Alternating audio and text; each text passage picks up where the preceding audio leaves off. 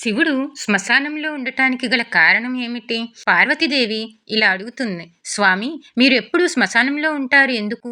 నీకు కైలాసం ఉంది, వెండికొండ ఉంది, ఇంత గొప్ప అంతఃపురం ఉంది. కానీ శ్మశానంలోనే ఎందుకు ఉంటారు అని ప్రశ్నించింది. అప్పుడు శివుడు, పార్వతి, నాకు చేతకాక నేను శ్మశానంలో లేను. బ్రహ్మదేవుడు నన్ను అడిగితే ఉన్నాను.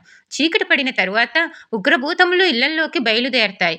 ఉగ్రమైనటువంటి భూత ప్రేత పిశాచాలు ఇళ్లల్లోకి వస్తాయి. అవి రాకుండా ఉండాలి అంటే అందుకు శ్మశానంలో నేను నర్తన చేస్తూ ఉంటాను. ఆ నర్తనను చూసి అవి అక్కడే కూర్చుంటాయి. ఇది మొదటి కారణం. రెండవ కారణం ఏమిటి అంటే, బ్రతికున్న వాళ్ళు నా వాళ్ళు నీ వాళ్ళు అని కష్టపడి శ్మశానానికి వెళ్దామా అంటే ఎవ్వడూ రాడు. వీళ్ళందరినీ నమ్ముకున్నాను అని ఏడుస్తుంటే ఓదార్చడానికి ఒక్కడుండడు. అప్పుడు శివుడు, నీకు నేనున్నాను లేరా అని బెంగ పెట్టుకోకు, ఇంకొక శరీరం నీకిస్తాను, ఒళ్ళు దగ్గర పెట్టుకుని జీవించు అని చెప్తాడు. శివుడు కదా, దయాకరుణ సాగరుడు.